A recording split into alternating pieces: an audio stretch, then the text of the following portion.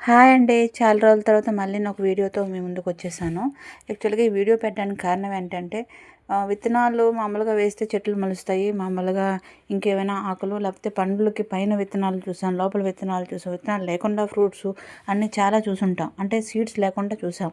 But నేను ఒక rose flower hybrid rose ఫ్లవర్‌కి మా ఇంట్లో పెరుగుతున్న రోజ్ ఫ్లవర్‌కి ఒక ఫ్లవర్‌కి మాత్రం చెట్టు ఫ్లవర్ ఎండిపోయి దాని పైన వర్షం పడి పడి ఆ ఫ్లవర్‌కి మొక్కలు మొలవడం నేను ఫస్ట్ టైం చూస్తున్నాను.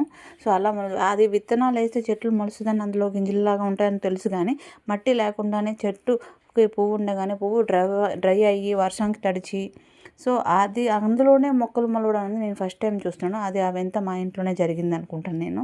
ఇలాగే ఎవరికైనా ఎక్స్‌పీరియన్స్ జరిగుంటే నాకు షేర్ చేయండి. కామెంట్ చేయండి. ఏదైనా నాకు తెలీదు.